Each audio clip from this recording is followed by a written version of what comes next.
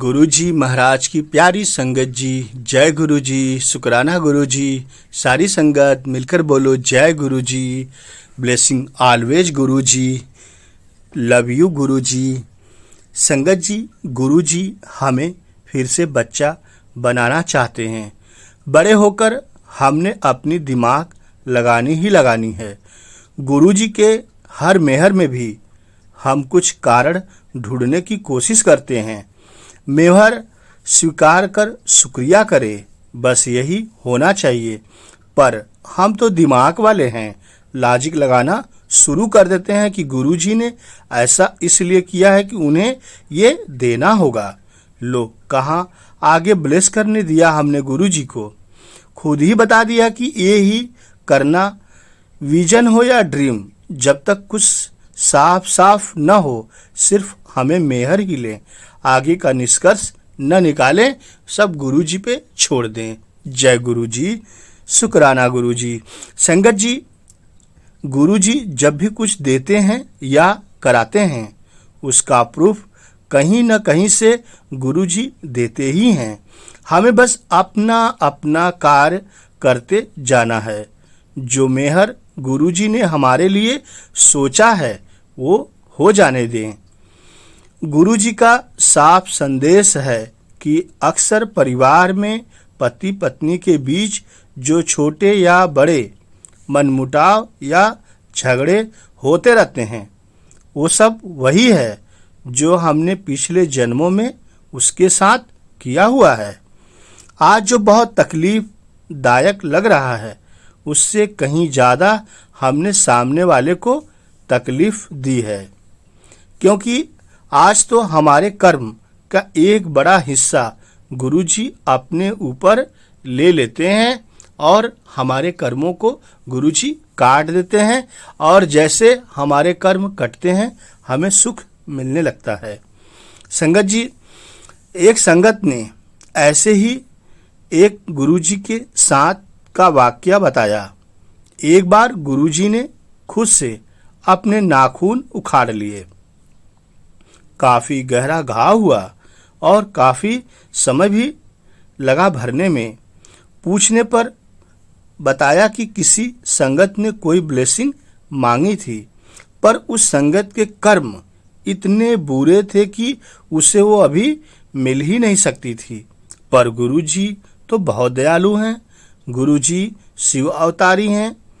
उन्होंने उसे मेहर बख्श दी और उसके कर्म का तकलीफ गुरुजी ने अपने ऊपर स्वयं ले लिया। जय गुरुजी। संगत जी, आज भी सुकृता आंटी कहती हैं कि गुरुजी के पैर कितनी ही बार लहूलुहान होते हैं, शरीर पर कितने ही जगह चोट होती है। गुरुजी का कभी चेहरा, कभी आंखें सूजी होती है। ये सब वही है जो हम संगत के कर्म की तकलीफ गुरुजी स्वयं अपने ऊपर ले लेते हैं।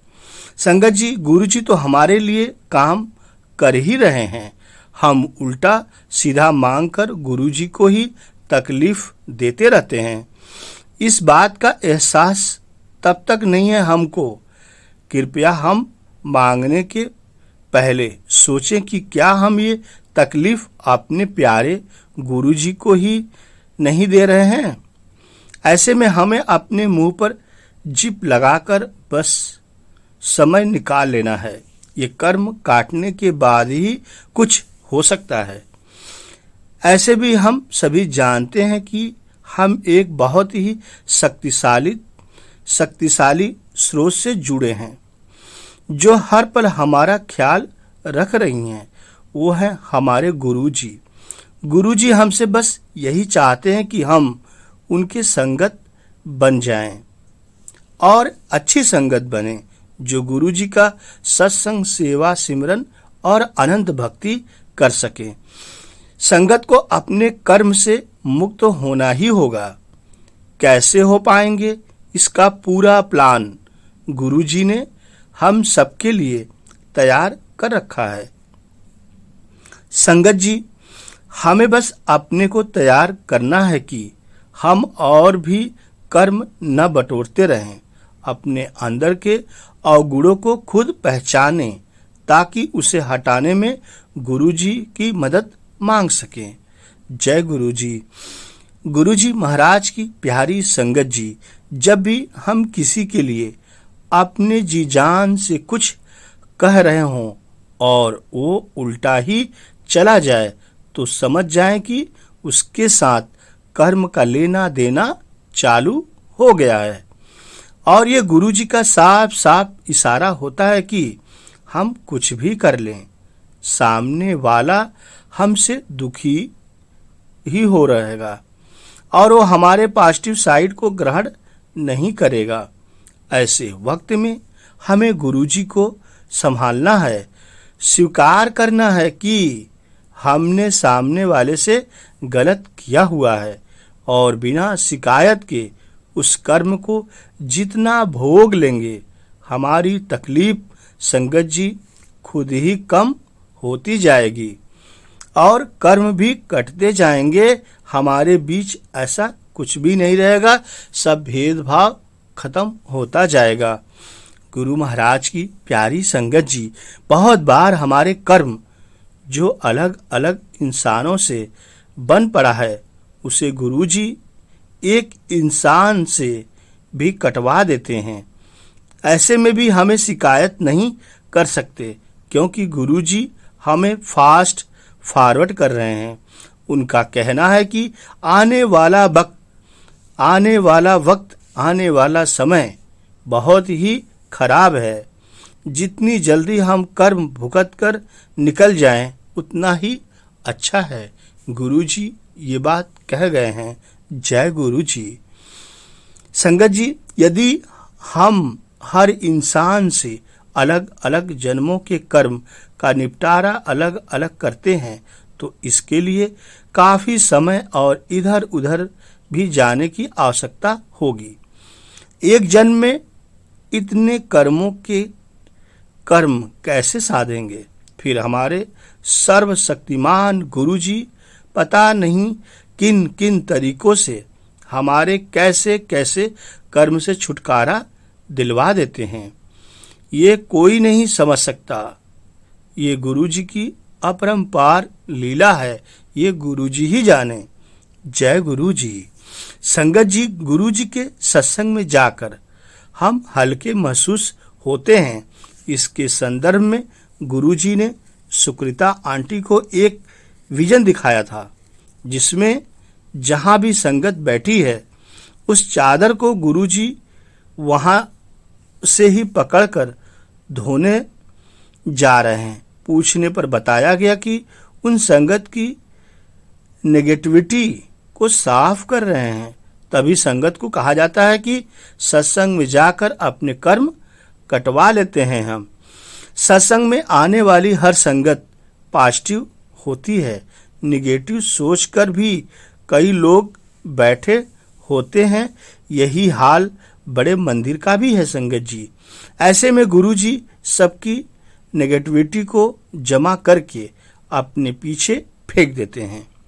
गुरुजी चाहते हैं कि हम सब अपने आप को जल्दी से जल्दी प्यूरिफाई कर ले ताकि गुरुजी को खुले हाथों से हमें मेहर देना चाह रहे हैं, उसे हम स्वीकार करने योग्य हो जाएं। जय गुरुजी। शुक्राना गुरुजी। संगत जी, गुरुजी कभी नहीं गए हैं। गुरुजी कभी नहीं गए हैं। गुरुजी हमेशा हम लोगों के साथ हैं और हमेशा साथ रहेंगे। जय गुरुजी। संगत जी, आइए आगे का सत्संग आंटी जी से, अंकल जी से सुनते हैं। आपसे हाथ जोड़कर निवेदन है, पूरा सत्संग अंत तक जरूर सुनिए। गुरुजी आज आपको बहुत ब्लेस करने वाले हैं। गुरुजी स्वयं कहते भी हैं, सत्संग सुनाने वाले का कल्याण होता है और सत्संग सुनने वाले का भी कल्याण निश्चित होता है। तो गुरुजी की ब्लेसिंग लीजिए और पूरा सत्संग सुनते रहिए। क्या पता आपको गुरुजी कब ब्लेस कर दें। और इस सत्संग में आपके अनेकों सवालों के रहस्य भी मिलेंगे, उत्तर भी मिलेंगे जो आपके दिमाग में चलता रहता है। चलिए सुनते हैं। जय गुरुजी। शुक्राना गुरुजी, लव यू गुरुजी। इसलिए मैं आपको हिंदी में बता रही हूँ। तो मैंने कहा गुरुजी मेरा नाम जूही है। तो उन्होंने कहा कहाँ रहती हो? मैंने कहा सहारनपुर में। तो उन्होंने कहा इधर आ जाओ। बस इतना ही बोला उन्होंने और फिर वहीं बिठा के रखा। हम लोगों ने जैसे सब लोग कर रहे थे, चाय प्रसाद लिया, जल प्रसाद लिया और लंगर प्रसाद करा और वापस आ गए होटल में। एंड आई वॉज एक्सपेक्टिंग कि अब फिर से खांसी शुरू होगी, जो खांसी रात को होती है और सोने नहीं देती है। पर जब मैं सुबह को उठी तो मैं बिल्कुल फ्रेश थी। मेरे हाथों में कोई दर्द नहीं था। मेरे जॉइंट जो स्वेलन थे वो भी ठीक हो गए थे और उसके बाद वो कभी नहीं हुए। उस टाइम में मैं इस बात को कनेक्ट नहीं कर पाई गुरुजी से। मुझे लगा कि इतनी मेडिसिन और इतने सब के बाद यहाँ दिल्ली आके अचानक कैसे हुआ। देन सहारनपुर पहुंच के हमने दर्शन आंटी से बात करी तो वो सिर्फ हंसी। मैंने उनको बताया कि मेरे जॉइंट पेन अचानक से गायब हो गए तो वो हंसी। तब हमने इस चीज को थोड़ा सा समझने की कोशिश करी कि शायद ये इसलिए हुआ हो। हम लोग सहारनपुर रहते रहे, मेरे हस्बैंड यहीं पे थे दिल्ली में। अचानक ही दिसंबर में उनका एक दिन फोन आया और बोले कि तुम गाड़ी लो और बच्चों को लो और जो सामान थोड़ा बहुत पैक कर सकते हो किचन का और उसको आके हम लोग यहाँ दिल्ली शिफ्ट हो रहे हैं और तुम दिल्ली आ जाओ। आप सोचिए संगत जी कि सितंबर में मैं गुरुजी से मिली हूँ, उनके दर्शन करे हैं और दिसंबर 11 को हम लोग यहाँ पे नोएडा शिफ्ट हो गए। बच्चों का एडमिशन भी हो गया, डीपीएस में हो गया, जो कि उस टाइम में बहुत मुश्किल था। सब चीजें धीरे धीरे करके अपनी जगह पे चलती रही। बिजनेस भी शुरू हो गया, काम भी शुरू हो गया और मेरी सेहत भी धीरे धीरे ठीक होती रही। और हम लोगों ने पता नहीं क्यों गुरुजी के पास जाना शुरू कर दिया। हर दिन ऐसा लगता था कि अगर हम घर में हैं तो तुरंत गुरुजी के पास जाओ। बच्चों को लिया, गुरुजी के पास पहुंच गए। फिर वहां पर बच्चों को लाने के लिए मना हो गया था, छोटे बच्चों को। तब हम उनको उनकी दादी के पास घर पे छोड़ कर चले जाया करते थे। पर जाना ऐसा था कि अगर हम नहीं जा रहे हैं तो हमें लगता था अच्छा नहीं लगता था। तो नोएडा से एम्पायर स्टेट जाना, और उस टाइम में कभी कभी हम रात को 1 बजे छूटते थे, कभी 2 बजे छूटते थे, पर जाते जरूर थे वहां पे। गुरुजी ने एक बार मेरे हस्बैंड से बहुत गुस्सा हो गए थे। कारण तो हमें नहीं पता, पर वो उनको हमेशा ये कहते थे कि जहां जूते हैं वहां जाके बैठो, और मुझे संगत में अंदर आके बैठने देते थे। वो जलंधर चले गए थे, तब भी हम उनके पीछे पीछे वहां पहुंचे, जबकि शायद उस समय में दिल्ली की संगत को वहां जाना मना था। वहां भी वो बहुत गुस्सा हुए और वहां भी यही हुआ। उन्होंने मेरे हस्बैंड को बाहर बिठाया और मुझे अंदर बिठाया। और उसके बाद उन्होंने रात में ही, हम रुकने के हिसाब से गए थे, उन्होंने रात में ही हमें एक अंकल के साथ वापस नोएडा भेज दिया। यह सिलसिला करीब करीब 1 साल तक चला। हम लोग बहुत परेशान थे, गुरुजी से बात करना चाहते थे, पर उन्होंने उस 1 साल में हमसे बात नहीं करी। 1 साल बाद सब लोगों ने कहा कि आपका कोई कर्म है जो गुरुजी काट रहे हैं, इसीलिए आप सब्र से रुकिए, सब ठीक रहेगा। हम लोग इसी तरह से चलता रहा। 1 साल बाद एक दिन मैंने फिर से कोशिश करी गुरुजी से बात करने की, तो उन्होंने बात सुनी और हंसे, और फिर मेरे हस्बैंड को उसके बाद से उन्होंने अंदर बुला लिया। हमारी जो मेरी 3 बेटियां हैं और मेरी जो सबसे छोटी बेटी है वो गुरुजी की ही ब्लेसिंग से पैदा हुई। गुरुजी के बर्थडे वाले दिन 7 जुलाई को उन्होंने एक दिन मेरे हस्बैंड को, एक बर्थडे पे अपने मेरे हस्बैंड को कहा, आई थिंक 2002 में, यस, कि ब्लेस किया। हमने सोचा, हमने कुछ मांगा नहीं, कुछ कहा नहीं, तो हमें नहीं मालूम कि किस चीज से ब्लेस करा। उसके थोड़े टाइम बाद पता चला कि आई एम प्रेग्नेंट, और वी हैव डिसाइडेड कि हम, मेरी 2 बेटियां पहले बड़ी थी, कि हम कुछ भी अल्ट्रासाउंड या कुछ भी नहीं कराएंगे, जो गुरुजी ने दिया है वो सब सही रहेगा। और ये प्रेगनेंसी मेरे लिए टफ थी क्योंकि उससे पहले मेरी 1999 में मेजर सर्जरी हो चुकी थी जिसमें इंटेस्टाइन एंड यूट्रस दोनों इन्वॉल्व थे। अब इस सर्जरी में मेरी बहुत तबीयत खराब रहती थी, डिप्रेशन भी रहता था। जब भी मेरी तबीयत बहुत खराब होती थी, आई स्टिल रिमेम्बर कि मैं वहाँ गुरुजी के सत्संग में जाती थी, वहाँ पे बैठ जाती थी सीढ़ियों पे। एम्पायर स्टेट में सीढ़ियां बनी हुई थी, तो मैं वहाँ सीढ़ी पे बैठ जाती थी, नीचे नहीं बैठ पाती थी। और गुरुजी हमेशा अपने रूम की तरफ जाते थे तो वो एक बार साइड में ग्लांस जरूर करते थे, और उनकी आंखों के देखने से ही वहां पे मेरी तबीयत उसके बाद अगले 2 महीने बिल्कुल ठीक रहती थी। हाँ, पूरी प्रेगनेंसी बिल्कुल इसी तरह से कटी। डिलीवरी मेरी देहरादून में हुई थी। जब हम अपनी बिटिया को लेकर वापस यहाँ पर आए और वो 2-3 महीने की हो गई, तब गुरुजी ने एक दिन बोला, रात के उसको लेकर आना बेटी को। मेरे हस्बैंड से ये बोला। उन दिनों मैं नहीं जाती थी क्योंकि छोटे बच्चों को वहां पे ले जाना मना था उस टाइम में, वो परेशान करते थे, रोते थे, इसलिए। तो नेक्स्ट संगत में हम लोग, सत्संग में हम लोग उसको लेकर गए। रात के 12-1 बज रहे होंगे, वो मेरी गोद में थी। गुरुजी अपनी गद्दी से उठकर अपने रूम में गए, उन्होंने अपना चोला बदला और उसके बाद उन्होंने सफेद कलर के कपड़े पहन रखे थे और वो वापस रूम में आए। और फिर उन्होंने मेरी बेटी को देखा, मुझे देखा, और उन्होंने शकी नाम रखा।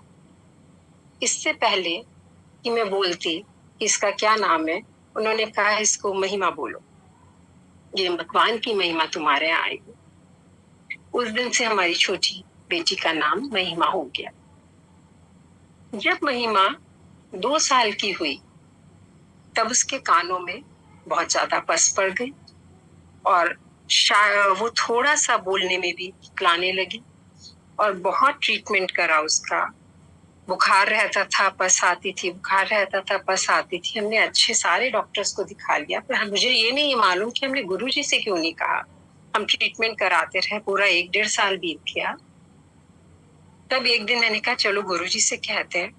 वो भी रात का ही टाइम था और बहुत थोड़ी सी संगत बैठी हुई थी, हम लोग नीचे बैठे हुए थे। तभी गुरुजी अपनी गद्दी से उठे और मेरे पास से निकले और फिर वापस लौट के आए। मैंने खड़े होके कहा कि गुरुजी, इसकी तबीयत बहुत खराब है, इसके कानों में से पस आती। गुरुजी ने बहुत गुस्से में मेरे से कहा, अपने लिए कभी ना मांगी, हमेशा औरों के लिए मांगी। वो दिन है और आज का दिन है गुरुजी से मैं मांगती हुई डरती हूँ। मांगती जरूर हूँ, ऐसा नहीं कहूंगी एज अ ह्यूमन बीइंग कि मैं नहीं मांगती, पर मैं कोशिश यही करती हूँ कि मैं औरों के लिए मांगू और अपने लिए सिर्फ यही कहती हूँ गुरुजी ये प्रॉब्लम है, आप देख लीजिएगा। है तो ये भी मांगना ही, पर वो चीज मैं नहीं छोड़ पाई। जो छोटी बेटी थी जिसके कान से पस आती थी, महिमा, वो धीरे धीरे 2-3 महीने बाद ठीक हो गई। उसके बाद कभी भी उसको इस चीज की प्रॉब्लम नहीं हुई। इसी तरह से बहुत छोटे छोटे बहुत सारे सत्संग रोजाना जीवन में चलते रहे।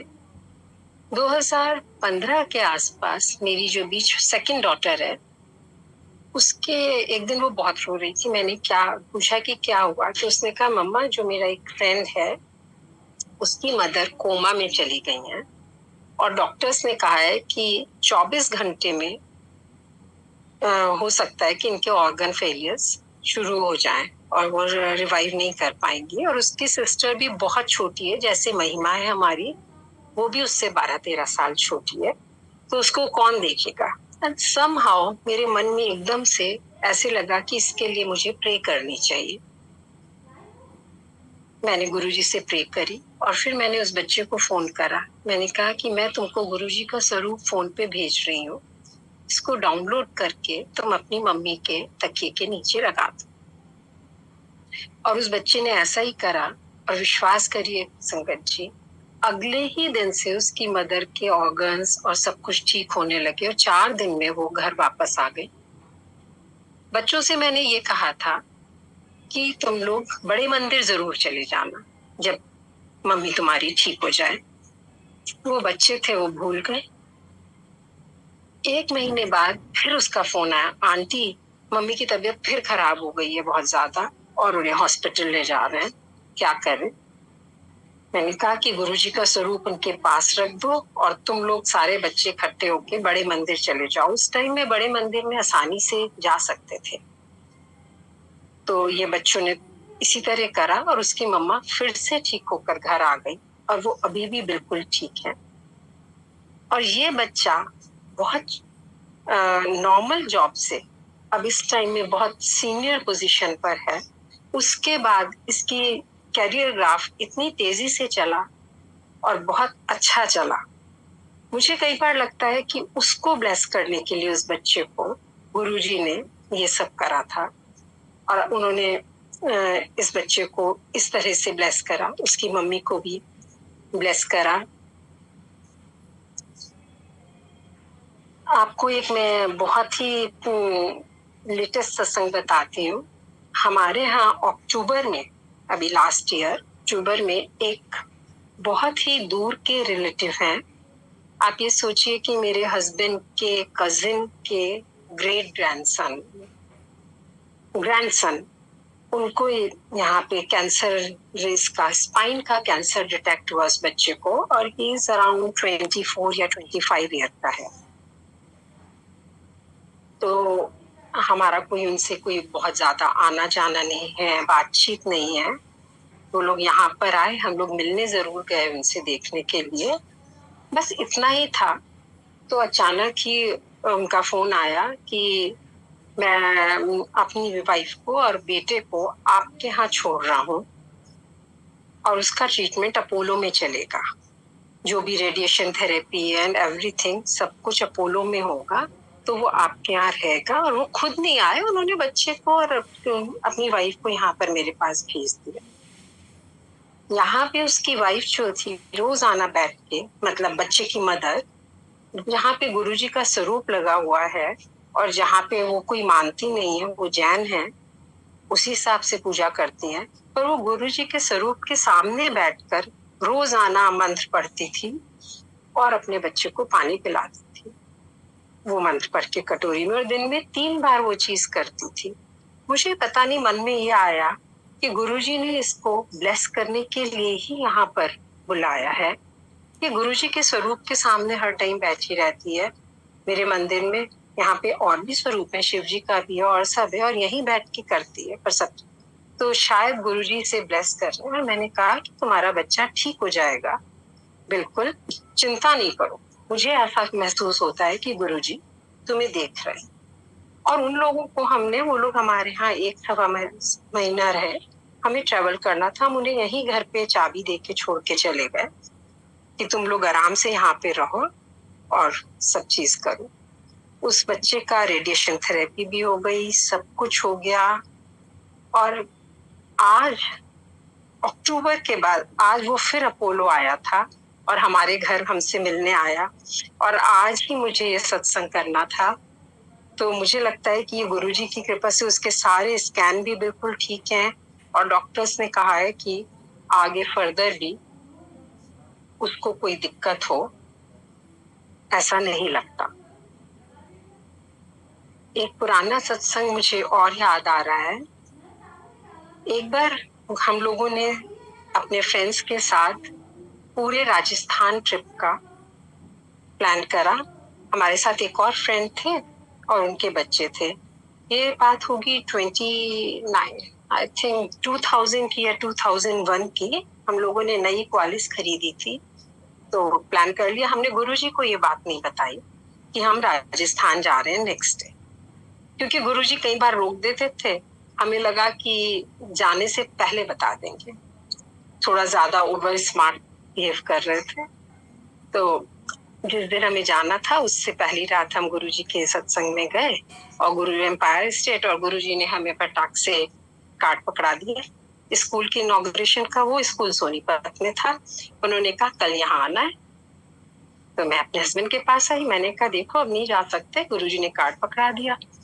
तो मेरे हस्बैंड ने कहा सब बुकिंग हुई भी और हम और लोगों को कैसे मना करेंगे, तो तुम जाके गुरुजी से बोलो कि हम ऐसे ऐसे राजस्थान जा रहे हैं। मैं गुरुजी के पास दोबारा गई। मैंने कहा गुरुजी हमें राजस्थान जाना है। तो गुरुजी ने बहुत गुस्से में देखा, उन्होंने कहा जा फिर।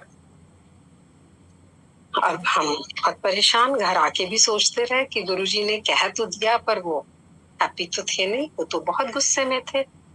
तो अब हमें क्या करना चाहिए? फिर एक और स्मार्ट आइडिया हम लोगों ने निकाला कि ऐसा करते हैं कि सुबह पहले सोनीपत जाएंगे अपने फ्रेंड्स के साथ, वहां पे गुरुजी के दर्शन करेंगे, उनकी बात भी पूरी हो जाएगी और फिर हम राजस्थान चले जाएंगे। हम लोगों ने ऐसे ही करा। हम लोग पहले सोनीपत गए, वहां पे सुबह दर्शन करे। गुरुजी ने, उन्हें पता था कि हम लोग आए हैं, पर उन्होंने हमारी तरफ से निगाह हटा ली and he was very angry. फिर भी हमने दर्शन करे और गुरुजी से आज्ञा ली और निकल गए हम राजस्थान ट्रिप के लिए। सबसे पहले हम पहुंचे जोधपुर। जोधपुर में हमारी बिल्कुल नई क्वालिस पार्क थी। मेरे हस्बैंड पीछे से डिक्की जैसे पूरी उठती है उसके पास ही खड़े हुए थे खोलकर, और तीनों बच्चे हमारे फ्रेंड के भी और हमारे पीछे से उतरने के लिए पीछे आ रहे थे कि हम इधर से उतर जाते हैं। आगे की साइड काफी सामान था और जैसे ही वो उतरने लगे, एक हमारी पार्क गाड़ी के आगे एक बहुत बड़ी सा बस थी या शायद ट्रक था, उसने आके बहुत जोर से मारी। वो जो टूरिस्ट बड़ी वाली बसेस होती हैं, उसने आके वो बैक कर रहा था और उसने एकदम से मारी, पर मेरे हस्बैंड को भी चोट नहीं लगी और तीनों बच्चे भी सेफ रहे। पर क्वालिस का पूरा डोर नया का नया टूट गया। अब आगे कैसे जाएं? गुरुजी ने बहुत रक्षा करी, पर तब भी हमें कुछ समझ नहीं आया आगे कैसे जाएं। फिर पता चला कि उसका जो हमारे फ्रेंड है उनके कोई सोर्स निकली, तो क्वालिस की गाड़ी की डिक्की ठीक कराई, सब ठीक कराया। फिर हम जोधपुर से हम लोग गए थे जैसलमेर। जैसलमेर जाते जाते रास्ते में हमारे फ्रेंड को हार्ट की प्रॉब्लम हो गई। उसके बहुत सीवियर पेन हुआ और उसको गिडीनेस शुरू होने लगी। पर जहां उसको ये प्रॉब्लम शुरू हुई उसके ही अपोजिट साइड पे रोड पे हॉस्पिटल था। उसको तुरंत वहां लेकर गए, उसको ट्रीटमेंट मिल गया टाइम पे एंड ही वाज फाइन। फिर हम जैसलमेर पहुंचे, उसके बाद वहां से हम गए बीकानेर, और बीकानेर में हम बहुत अच्छे 5 स्टार होटल में रुके और उस रात उसमें आग लग गई। बहुत सारी जगह जली, बहुत सारे विंग्स जले, पर जहां हम लोग थे वहां पे कुछ भी नहीं हुआ। हमें तो सुबह उठ के पता चला कि यहाँ पे आग लग गई। इस तरह से पूरे ट्रिप में गुरुजी ने हमारी रक्षा करी। मुझे लगता है कि शायद हमारा जाना ठीक नहीं था, इसी वजह से गुरुजी ने हमें रोकना चाह रहे थे। जब हम लौट के आए तो गुरुजी हंसे, बोले, सबने कहा तुम्हारे पीछे से गुरुजी की तबीयत ठीक नहीं थी और उन्होंने माथे पे कपड़ा बांध के रखा हुआ था सत्संग में और उन्होंने शायद किसी का कष्ट लिया। मैं समझती हूँ कि हमारा ही कष्ट उन्होंने अपने ऊपर लिया। जब हम लौट के आए तो गुरुजी हंसे, बोले, करा यात्रा राजस्थान की? मैंने कहा जी गुरुजी। बस इतना ही उनके साथ हुआ। रात में, शाम में, कभी भी वो रात के 2 बजे तक, 3 बजे तक बिठा के रखते थे। कभी किसी के घर ले जाते थे। 1-2 बार काफी मिनिस्टर्स के एयरपोर्ट, कभी कहीं खाने के लिए ले जाते थे। फिर बाद में गुरुजी ने धीरे धीरे नई संगत के लिए कहना शुरू करा कि अब आप लोग ऑल्टरनेट डेज पे आइए या हफ्ते में 2 दिन आइए। तो जैसे जैसे जो आज्ञा गुरुजी करते रहे उस टाइम में फिर संगत बढ़ने लगी थी। 2005 के आसपास काफी ज्यादा संगत होने लगी थी। आपको एक और मैं सत्संग बताती हूँ अभी का ही बिल्कुल। अभी 16 तारीख की बात है कि रात को मैं सो नहीं पा रही थी और मैं बहुत रेस्टलेस थी। अचानक ही मुझे लगा कि मैं अपना फोन देखूं रात को 1:30-2 बजे के करीब, तो उसमें मैसेज आया हुआ था। मेरी एक डॉटर यूएसए में है कि मम्मा, हमारी फैमिली हिस्ट्री क्या ग्लूकोमा की है? तो मैंने सोचा कि ये इस टाइम में क्यों पूछ रही है, वहां पे 16 की सुबह शुरू हुई होगी और यहाँ पे 16 तारीख की रात थी। मैंने इमीडिएटली उसको कॉल करा, मैंने कहा क्या हुआ? तो उसने कहा कि मम्मा मैं आइस टेस्ट कराने गई थी और डॉक्टर ने कहा है कि आपकी ऑप्टिक नर्व जो है वो बस्ट हो चुकी है, खराब हो गई है एंड तुमको ग्लूकोमा हो गया है स्टार्टिंग में। And I was so worried, क्या करूं? मेरी पूरी रात में मुझे जब भी कुछ प्रॉब्लम होती है संगत जी, मैं हमेशा लाइट ऑफ डिविनिटी खोल लेती हूँ और मुझे पता नहीं क्यों उसमें हमेशा आंसर मिले, ऑलवेज। तो मैंने खोली और मुझे कोई आंसर नहीं मिला उसमें। मैं बहुत परेशान हूँ कि अब क्या करूं। पूरी रात प्रे करती रही कि गुरुजी आप देख लीजिए, प्लीज देख लीजिए क्या हो रहा है ये। मैंने अपने हस्बैंड को बताया, उन्होंने कहा कि वहां पे तो उन्होंने रेफर कर दिया है और वो तो यूएस से है, तो लगेगा पूरा 1-1.5 महीना जब तक कि डॉक्टर्स देखेंगे, इससे अच्छा हम उसे यहाँ बुला लेते हैं। और मैंने कहा 1-1.5 महीना तो मेरी तो जान निकल जाएगी यहाँ पे। फिर भी उसका बिटिया का मैसेज आया कि मम्मा मैंने रेफरल अपना सबमिट कर दिया। ऐसे डूब के नेक्स्ट डे 17 तारीख थी और मैं सोचूं कि क्या करूं, मुझे आंसर नहीं आ रहा है कहीं से भी गुरुजी का। तो आई वाज सिटिंग, मेरे मन में आया कि मुझे कोई सत्संग सुनना चाहिए और मैंने पहले काफी टाइम पहले ही सत्संग सुन रही थी, बीच में मैंने बिल्कुल बंद कर दिया था सत्संग सुनने के लिए। तो मैंने सत्संग यूट्यूब पे खोले और मैंने कहा गुरुजी मैं 1 घंटे का सत्संग नहीं सुन सकती, आप मुझे ना 10 मिनट के सत्संग में प्लीज आंसर दे दीजिए कि क्या हो रहा है। तो एक आंटी का सत्संग खुला, जो पहला सत्संग 10 मिनट वाला खुला, मैंने वो सत्संग सुनना शुरू करा। वो आंटी ने बताया कि वो घाना में रहती हैं और उनके हस्बैंड गिर गए थे बाथरूम में और उनके हिप जॉइंट में के स्कैन्स हुए, उनको बहुत पेन था, स्वेलिंग थी, तो उसमें शायद कैंसर आया है। तो उन्होंने यहाँ पे इंडिया में कॉल करा, उनके ब्रदर जो है वो ऑर्थोपेडिक है, उन्होंने कहा नहीं आप यूएस से ले जाइए, और वो अपनी डॉटर के पास वहां पे यूएस से ले गई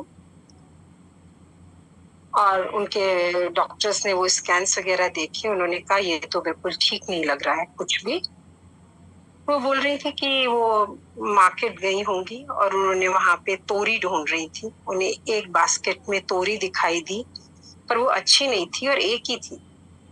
उन्होंने वो तोरी हाथ में उठा ली, तभी एक अंकल आए और उन्होंने उनको बिल्कुल, उन्होंने कहा वो बिल्कुल ऐसे थे जैसे गुरुजी आए, और उन्होंने उनको एक तोरी, दूसरी तोरी, 3 तोरी, 4-5 तोरी दी।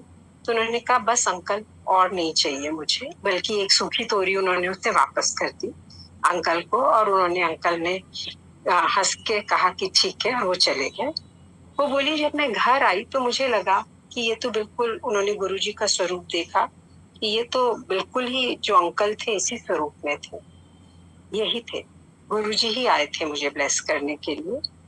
फिर उन्हें पता चला कि उनके हस्बैंड को सर्जरी के लिए बिना उनकी परमिशन के ले गए उनकी डॉटर, उनकी सर्जरी हो भी गई और डॉक्टर ने बाहर आके कहा कि उनके बोन्स बिल्कुल ठीक हैं और उनको कोई कैंसर या कुछ भी नहीं। आई वाज थिंकिंग कि ये सब मुझे गुरुजी ने यूएसए का ही क्यों सत्संग सुनवाया है, छोटा सा 10 मिनट का, कि खोलते यूएसए का है, मैंने तो ढूंढा नहीं था। तो मुझे थोड़ा सा मन में शांति हुई, मैंने मंत्र जाप करा कि इसका मतलब कि गुरुजी ने सुनवाया है तो सब ठीक रहेगा। तभी मेरी बेटी का मैसेज आ गया और उसने कहा मम्मा मुझे रेफरल अप्रूव हो गया है और मुझे अपॉइंटमेंट मिल गया है स्कैनिंग के लिए, I am going for that. वो स्कैन करा के आई, फिर पूछा उससे कि अब क्या हो रहा है। ये बात है 18 तारीख की, इतनी जल्दी वहां पे कुछ हो जाए यूएसए में तो बहुत बड़ी बात है। तो उसने कहा कि स्कैन तो उन्होंने नहीं दिया, उन्होंने कहा है कि अब तुमको डॉक्टर देखेंगे, ऑप्थेल्मोलॉजिस्ट एंड ग्लूकोमोलॉजिस्ट। तो अब उनके अपॉइंटमेंट के लिए मैंने अप्लाई कर रखा है और हमें ये नहीं पता, हम सोच रहे थे कि स्कैन आ जाता तो हम यहाँ के डॉक्टर को दिखा देते। So we were waiting and I was sitting in front of Guruji के स्वरूप के सामने तभी मेरे पास विक्रम अंकल का फोन आया। उन्होंने कहा कि आंटी आप सत्संग करेंगी क्या? मैंने कहा अंकल मैं अभी सत्संग नहीं कर सकती क्योंकि मेरा सत्संग चल रहा है, और मैंने कहीं ये पढ़ा था जब आपका सत्संग चल रहा हो तब आपको वो शेयर नहीं करना चाहिए। तो मैंने कहा अंकल सत्संग अभी चल रहा है, जब पूरा होगा मैं तभी शेयर करूंगी। और विक्रम अंकल ने मुझे बोला गुरुजी महाराज आपको सत्संग जल्दी पूरा करें। उनके ये कहते ही मेरे को बहुत मन में शांति आ गई, और उसके 1 घंटे बाद मेरी डॉटर का मैसेज आ गया और उसने पूरे स्कैन्स भेज दिए कि मेरे पास मैसेज आ गया मम्मा कि सब स्कैन्स बिल्कुल सही है, बस अब मुझे ऑप्थेल्मोलॉजिस्ट से मिलना है। वो भी 22 तारीख का मेरे को टाइम मिल गया, 22। और आई वॉज वंडरिंग कि मेरे को हमेशा ही लाइट ऑफ डिविनिटी में से वो मिल जाते हैं मैसेजेस, इस बार क्यों नहीं मिले? इस बार मेरे को सत्संग सुन के मिला, मुझे विक्रम अंकल से मिला। ये सोचते हुए 22 को मैंने फिर से अपनी बुक खोली रात को, तो उसमें एक और सत्संग पढ़ने को मिला कि एक आंटी ने गुरुजी से बोला गुरुजी मेरे को ना कोई प्रॉब्लम नहीं है, कुछ नहीं है, मैंने सब टेस्ट करा लिए, सब नॉर्मल है, पर मुझे साइड से दिखता नहीं है। तो गुरुजी हंसे और उन्होंने कहा कि जब ब्लेस किया, और उसी दिन से उन आंटी को दिखने लगा। तो मैंने कहा कि गुरुजी ने इसका मतलब अगर ऑप्टिक नर्व रिपेयर कर दिया, और यही हुआ। 22 को जब वो वहां पर गई तो उन्होंने कहा कि तुम्हारी ऑप्टिक नर्व भी ठीक है, कॉर्निया भी ठीक है, सब कुछ बिल्कुल ठीक है, कोई दिक्कत की बात नहीं है, और जो उनको दिखा होगा वो थोड़ा सा म्यूटेशन हो है, बाय बर्थ जो चेंजेस हैं वही हैं और कुछ नहीं है। तो संजी इस तरह से गुरुजी हमारी को जवाब देते हैं, इस तरह से वो हमको बताते हैं, और इस तरह से वो हमारी सहायता करते हैं। मैं आपसे एक छोटा सा सत्संग और शेयर करूंगी। अपने यही जो मैं रात को रोज आना सोने से पहले लाइट ऑफ डिविनिटी पढ़ती हूँ, every day I pray for Guruji, पर जब मुझे आंसर चाहिए होता है तो हमेशा मुझे वहीं से ही मिलता है। 2020 दिसंबर में मुझे बहुत ज्यादा मेरा पल्स रेट 150 से ऊपर चला गया था, ब्रेथलेसनेस एंड बहुत ज्यादा पेन शुरू हो गया था चेस्ट में। दिसंबर की बात है, 5 दिसंबर। तो माय डॉटर वाज हियर, उसने कहा कि पापा जल्दी से मम्मा को हॉस्पिटल लेके जाते। तो हमारे पास में भारद्वाज हॉस्पिटल है, हम उसमें गए। उन्होंने ईसीजी करा और उन्होंने कहा कि मैसिव कार्डिक अरेस्ट है। मेरे समधी जो हैं वो भी डॉक्टर हैं, उनको सिंगापुर फोन करा तो उन्होंने मेडिसिन बताई और इमीडिएटली वो मेडिसिन दे दी, और उन्होंने कहा कि एक भी कदम नहीं चलना है। आई वाज प्रेइंग टू गुरुजी, और पर वहां पे संडे था, कोई डॉक्टर राउंड पे नहीं थे और वो हार्ट हॉस्पिटल भी नहीं है।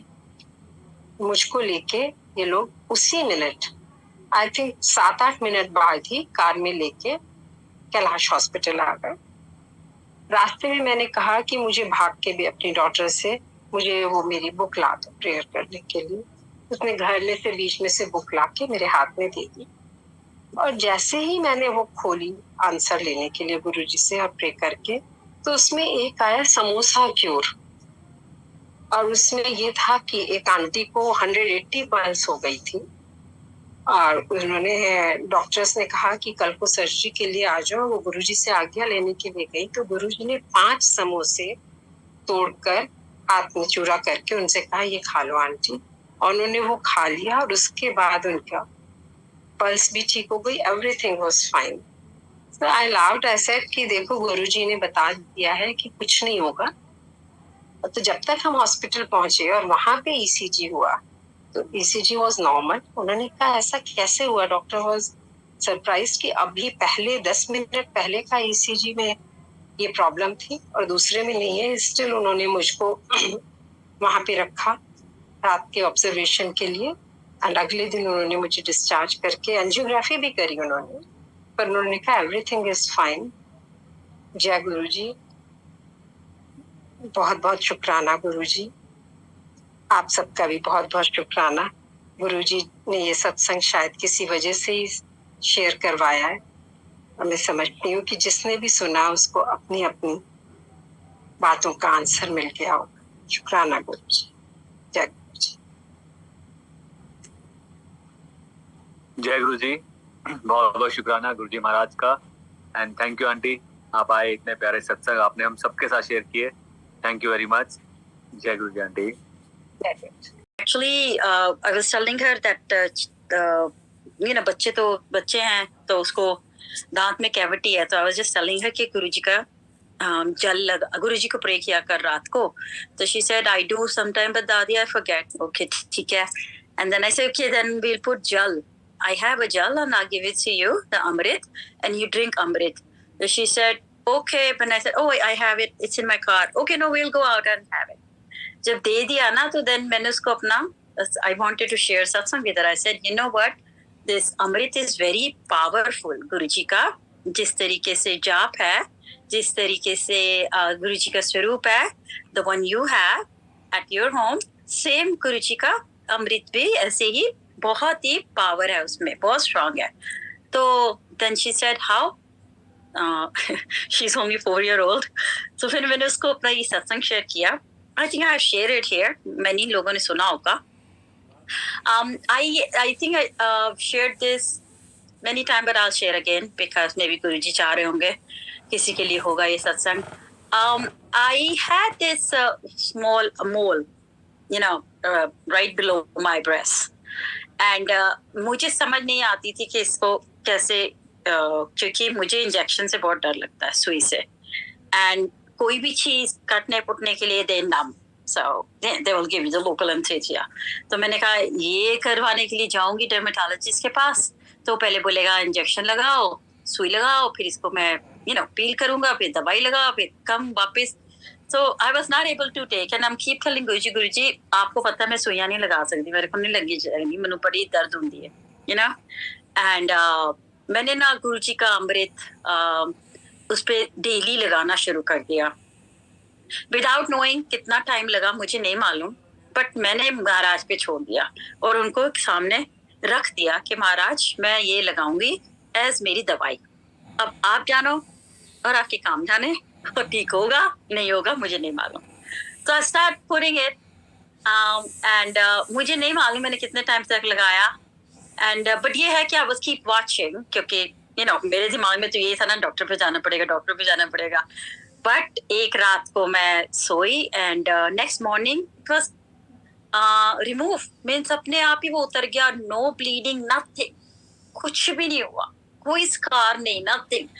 सो दैट डे तो मेरा मन एकदम खटक गया कि आपको कहीं भी कोई भी प्रॉब्लम, कोई भी दुख हो, जाप तो है ही हमारे साथ, विच इज हमारी एक दवाई है. दूसरी दवाई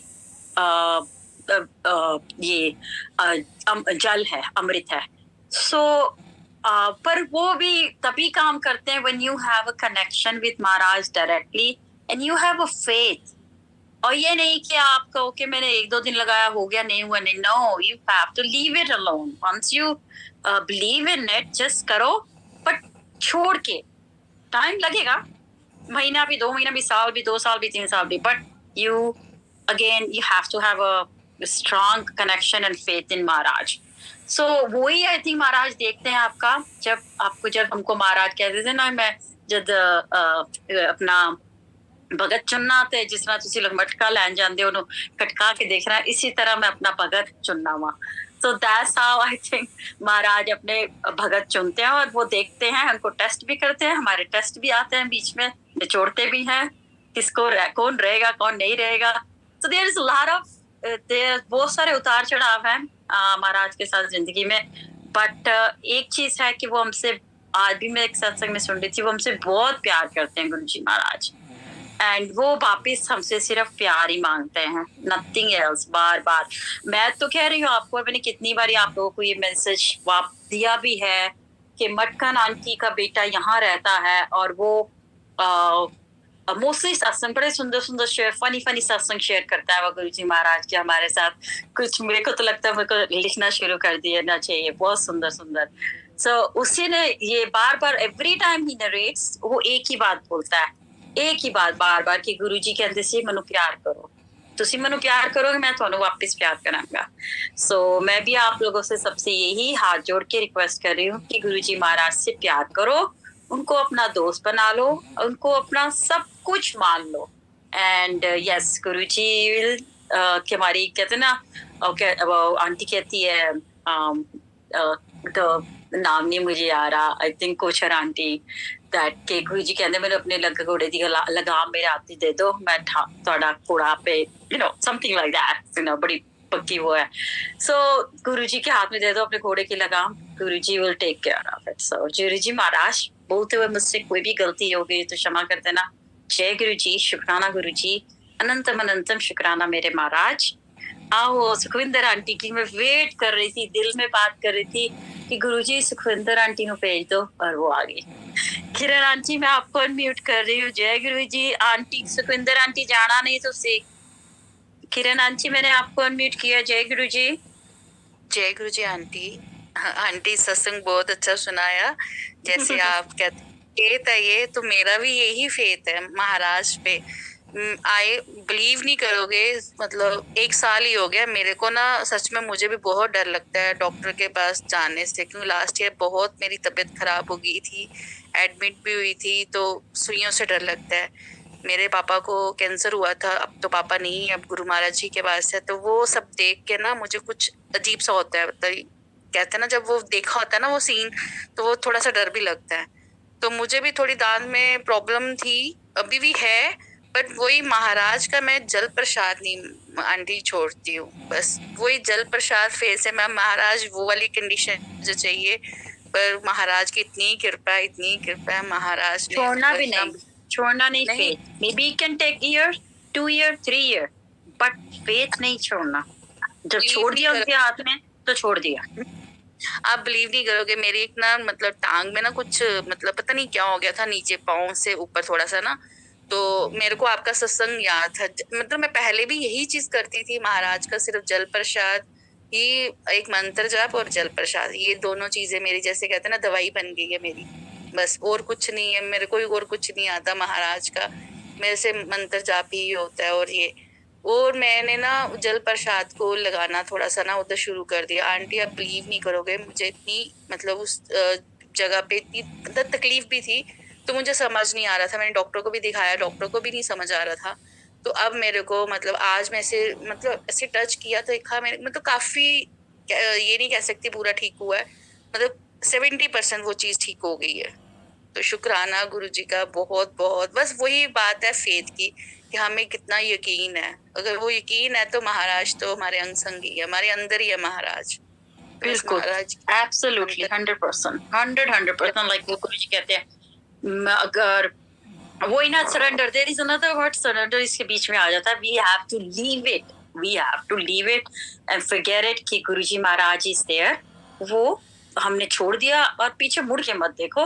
एंड देन गुरुजी एक शब्द सुन रही थी, छोटा सा शब्द है, ऐसी मतलब क्लिप सी, जैसे आजकल इंस्टाग्राम पे या कुछ, उसमें एक आया था कि जैसे हम मतलब सत्संग कर रहे हैं या मतलब सत्संग करते हैं या सुनते हैं, तो अगर हम अमृत वेले का सत्संग करें, अभी महाराज ने तो अमृत वेला बोला ही नहीं है, महाराज ने वो किसी को ही मतलब वो चीज बख्शी हुई है।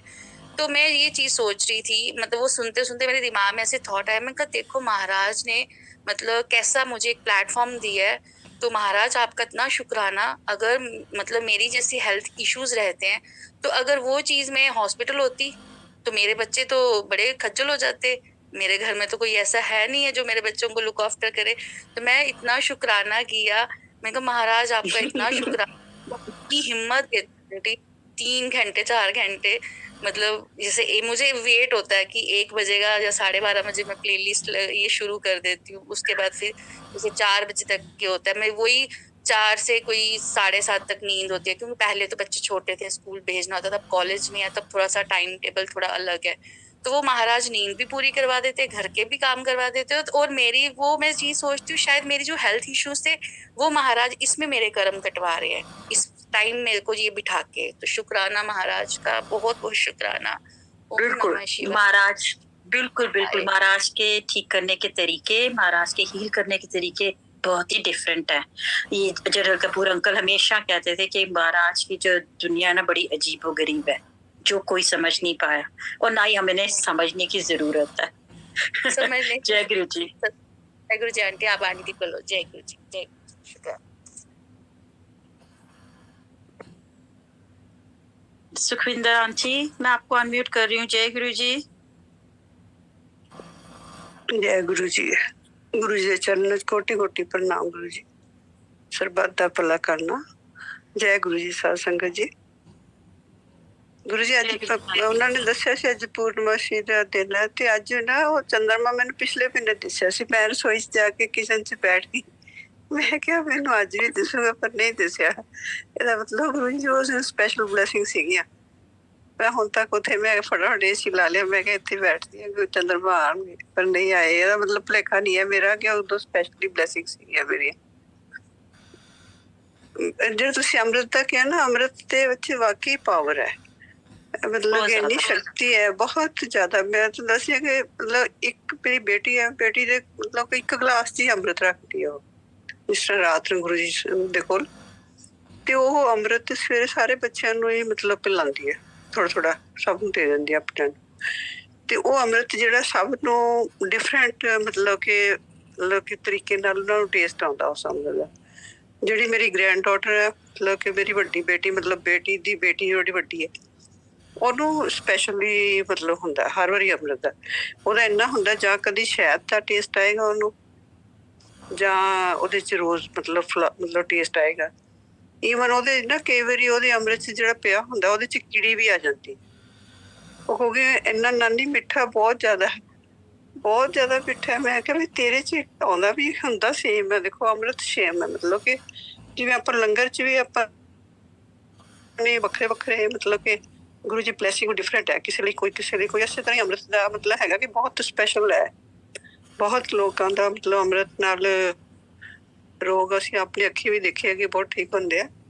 ਤੁਸੀਂ ਅੰਮ੍ਰਿਤ ਦੀ ਗੱਲ ਕੀਤੀ ਹੋਵੇ ਕਿ ਅੰਮ੍ਰਿਤ ਦੀ ਮੈਂ ਤੁਹਾਨੂੰ ਸੁਣਾ ਦਿੰਦੀ। ਅੰਮ੍ਰਿਤ ਦਾ ਵਾਕਈ ਬਹੁਤ ਪਾਵਰਫੁਲ ਹੈਗਾ ਕਿ ਮੈਨੂੰ ਵੀ ਇਸ ਰੂਟੀਨ 'ਚ ਆਦਤ ਹੈ ਵੀ ਅੰਮ੍ਰਿਤ ਤੇ ਮੈਂ ਤਾਂ ਸਾਰਾ ਦਿਨ ਅੰਮ੍ਰਿਤ ਦਾ ਹੀ मतलब ਪਾਣੀ ਪੀਣ ਨੂੰ ਤਿਆਰ ਹੀ ਨਹੀਂ ਹੁੰਦਾ ਕਿ ਅੰਮ੍ਰਿਤ ਹੀ ਪੀ ਲਓ। ਗੁਰੂ ਜੀ ਦਾ मतलब ਉਹਦੇ 'ਚ ਚਲੋ ਬਲੈਸਿੰਗ ਮਿਲਦੀ ਹੈ। ਅੱਜ ਵੈਸੇ ਵੀ ਅੱਜ ਬਾਪੂ ਜੀ ਦਾ मतलब ਪਾਠ ਰੱਖਣੇ, ਡੁਗਰੀ ਜਾਣਾ ਸਵੇਰੇ 7 ਵਜੇ। ਗੁਰੂ ਜੀ ਦੇ मतलब ਕਿ ਅੱਜ ਮਈ ਦਾ ਮਹੀਨਾ ਸਾਡੇ ਸਾਰਿਆਂ ਲਈ ਬਹੁਤ ਸਪੈਸ਼ਲ ਹੈ। ਮਾਤਾ ਜੀ ਗਏ, ਬਾਪੂ ਜੀ ਗਏ, ਹੁਣ 31 ਨੂੰ ਆਪਣੇ ਗੁਰੂ ਮਹਾਰਾਜ ਦਾ ਵੀ ਹੈਗਾ। ਜਿੰਨਾ ਵੀ ਮੰਤਰ ਜਾਪ ਕਰ ਸਕੀਏ ਸੰਗਤ ਸਾਰੀ ਵੱਧ ਤੋਂ ਵੱਧ मतलब ਮੰਤਰ ਜਾਪ ਕਰੀਏ। बस इतना ही ठीक है। जय गुरु जी। बस हो गया आंटी? नहीं, इतनी जल्दी नहीं जाओगे, कुछ तो एक दो और सुनाओ। याद ਹੋਰ करके ਮਟਕਣ ਆਂਟੀ ਦੇ ਤੁਸੀਂ ਤਾਂ ਫਿਰ ਜਾਣਦੇ ਹੋ, ਉਹਨਾਂ ਦਾ ਬੇਟਾ ਇੱਥੇ ਮਟਕਣ ਆਂਟੀ ਦੇ ਨਾਲ ਤਾਂ ਹਾਂਜੀ। ਜਲੰਧਰ मतलब ਮਿਲਦੇ ਹੀ ਹੁੰਦੇ ਸੀ। ਮਟਕਣ ਆਂਟੀ ਉੱਥੇ ਆਉਂਦੇ ਹੁੰਦੇ ਸੀਗੇ। ਉਹਨਾਂ ਦੇ ਘਰ 'ਚ ਵੀ ਗੁਰੂ ਮਹਾਰਾਜ ਦੇ ਨਾਲ ਗਏ ਹੋਏ ਆ ਵੀ ਉਹਨਾਂ ਨੇ मतलब ਕਿ ਆਪਣੇ ਸੰਗਤ ਦੇ ਰੂਪ 'ਚ ਹੀ ਉਹ मतलब ਜਾਂਦੇ ਸੀ ਤਾਂ ਰਸਤੇ 'ਚ ਨਾ ਭਵਾਨੀਗੜ੍ਹ ਵੀ ਗਏ ਆ, ਫਿਰ ਪਟਿਆਲੇ ਵੀ ਗਏ ਆ ਗੁਰੂ ਜੀ मतलब ਉਹਨਾਂ ਦੇ ਨਾਲ। ਇੱਕ ਵਾਰੀ ਟਵਾਨਾ ਜਿਹੜੇ ਆਪਣੇ ਸਿੰਗਰ ਆ ਉਹਨਾਂ ਦੇ ਵੀ ਅਸੀਂ ਉਦੋਂ मतलब ਗਏ। ਇਹਨਾਂ ਦੇ ਮਟਕਣ ਦੇ ਇਹਨਾਂ ਦੇ ਬਹੁਤ ਸੋਹਣੇ ਸਤਸੰਗ ਆ। ਵਿਜੇ ਅੰਕਲ ਦੇ ਤੇ ਮਟਕਣ ਆਂਟੀ ਦੇ ਤਾਂ ਬਹੁਤ ਹੀ ਸਪੈਸ਼ਲ ਹੈ। गोल्डी, ਉਹਨਾਂ ਦੇ ਬੇਟੇ ਦਾ ਨਾਮ ਹੈ ਗੋਲਡੀ। ਅੱਛਾ, ਗੋਲਡੀ ਉਹਨਾਂ ਦੇ ਬੇਟੇ ਦਾ ਨਾਮ ਹੈ। ਠੀਕ ਹੈ, ਮੈਨੂੰ ਨਹੀਂ ਸੀ ਪਤਾ। ਗੋਲਡੀ ਉਹਨਾਂ ਦੇ ਬਹੁਤ ਹੀ ਪਿਆਰੇ ਸਤਸੰਗ ਆ ਉਹਨਾਂ ਦੇ ਤਾਂ। ਉਹ ਗੁਰੂ ਜੀ ਨਾਲ ਪੂਰੀਆਂ ਸ਼ਰਾਰਤਾਂ ਕਰਦੇ ਸੀ ਉੱਥੇ ਵੀ, ਜਲੰਧਰ ਵੀ ਬਹੁਤ ਜ਼ਿਆਦਾ ਕਰਦੇ ਸੀ। ਸ਼ਰਾਰਤਾਂ ਵਾਲੀ ਸਤਸੰਗ ਸੁਣਾਉਂਦਾ ਕਿ ਅਸੀਂ ਹੱਸਦੇ ਹੀ ਰਹਿੰਦੇ ਹਾਂ। ਅਸੀਂ ਹੱਸਦੇ। ਇੱਕ ਵਾਰੀ ਉਹਨਾਂ ਨੇ ਮਟਕਣ ਆਂਟੀ ਨੂੰ ਕਿਸੇ ਨੇ ਕਹਿਤਾ ਵੀ ਗੁਰੂ ਜੀ ਨੂੰ ਟੋਪੀ ਪਾਓਗੇ ਤੁਸੀਂ मतलब ਤੇ ਉਹ ਕਹਿੰਦੀ ਇਹਦਾ ਕੋਈ ਔਖਾ ਕੰਮ ਹੀ ਨਹੀਂ ਹੈਗਾ ਵੀ।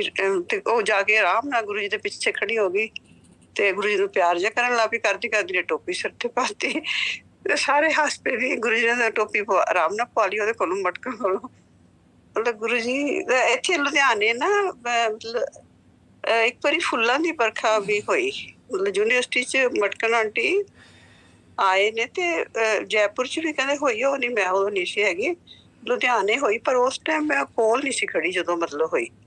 ਅਸੀਂ ਉਸ ਮਤਲਬ ਸੀਗੇ ਉੱਥੇ ਮਤਲਬ ਗਏ ਹੋਏ ਸੀ ਯੂਨੀਵਰਸਿਟੀ ਦੇ ਵਿੱਚ ਐਗਰੀਕਲਚਰ 'ਚ। ਹੁਣ ਨਾਮ ਨਹੀਂ ਯਾਦ ਕਿਹੜੀ ਸੰਗਤ ਦੇ ਘਰ ਗਏ ਸੀ ਉੱਥੇ। ਫਿਰ ਉਹਨਾਂ ਨੇ ਕਿਹਾ ਕਿ ਅੱਜ ਗੁਰੂ ਜੀ ਨੇ ਫੁੱਲਾਂ ਦੀ ਵਰਖਾ ਕੀਤੀ ਹੈ, ਕਿਉਂਕਿ ਉਹਨਾਂ ਨੂੰ ਆਪਣੀ ਮਦਰ ਕਹਿੰਦੇ ਸੀ ਗੁਰੂ ਮਟਕਣ ਆਂਟੀ ਨੂੰ ਨਾ, ਇਹ ਮੇਰੀ ਇਹ ਮਟਕਣ ਮਤਲਬ ਮਦਰ ਹੈ। ਤੇ ਮੈਂ ਤੈਨੂੰ ਬੜੀ ਮੁਸ਼ਕਲ ਨਾਲ ਲੱਭਿਆ। ਉਹਨਾਂ ਦੇ ਸਤਸੰਗ ਦਾ ਸਾਰੀ ਸੰਗਤ ਨੇ ਬਹੁਤ ਸੋਹਣੇ ਸੁਣਿਆ। ਉਹਨਾਂ ਦੇ ਹੈ ਵੀ ਬੜੇ ਇੰਟਰਸਟਿੰਗ ਸਤਸੰਗ। ਆਂਟੀ ਦੇ ਤਾਂ ਬਹੁਤ ਹੀ ਸੋਹਣੇ ਹਾਸੇ ਵਾਲੇ ਵੀ ਹੈ। ਵੈਸੇ ਸਾਰੀ ਸੰਗਤ ਹੀ ਜਲੰਧਰ ਨਾ ਮਖੌਲ ਤਾਂ ਕਰਦੀ ਸੀ, ਮਤਲਬ ਗੁਰੂ ਜੀ ਨੂੰ ਐਜ਼ ਏ ਮਤਲਬ ਫੈਮਿਲੀ ਮੈਂਬਰ। ਤੇ ਗੁਰੂ ਜੀ ਇੰਨੇ ਭੋਲੇ ਜਿਹੇ ਬਣ ਕੇ ਨਾ ਮੁਸਕਰਾਉਂਦੇ ਰਹਿੰਦੇ ਵੀ। ਉਹੀ ਸੋਚਦੇ ਸੀ ਵੀ ਚਲੋ ਤੇ ਅਸੀਂ ਮਤਲਬ ਸਾਰੀ ਸੰਗਤ ਹੀ ਮਤਲਬ ਕੁਛ ਵੀ ਕਹਿਣ ਲੱਗਿਆ ਸੋਚਦੀ ਨਹੀਂ ਸੀ ਵੀ ਕੀ ਮਜ਼ਾਕ ਕਰਨਾ ਕੀ ਨਹੀਂ ਕਰਨਾ। ਗੁਰੂ ਜੀ ਨੇ ਬੁੱਲਾ ਬੁੱਲਾ ਜੀ ਹਸਾ ਲੈਣਾ। ਮਤਲਬ ਖੁਸ਼ ਬਹੁਤ ਹੁੰਦੇ ਸੀ ਵੈਸੇ ਗੁਰੂ ਜੀ। ਉਹਨਾਂ ਦੀ ਗੱਲਾਂ ਲਾਲ ਹੋ ਜਾਂਦੀਆਂ ਜਦੋਂ ਮਤਲਬ ਕਿ ਆਂਟੀਆਂ ਨੇ ਕੋਈ ਨਾ ਕੋਈ ਮਖੌਲ ਜਿਹਾ ਜ਼ਰੂਰ ਹੀ ਕਰਨਾ। ਉਹ ਜਿਹੜੇ ਆਪਣੇ ਗੁਲਾਬੋ ਮਾਸੀ ਹੈਗੇ ਆ, ਉਹਨੂੰ ਗੁਲਾਬੋ ਮਾਸੀ ਕਹਿੰਦੇ। ਵੈਸੇ ਨਿਰਮਲ ਰਿਸ਼ੀ ਨਾ ਪੰਜਾਬੀ ਐਕਟਰ ਜਿਹੜੇ ਹੈਗੇ ਆ,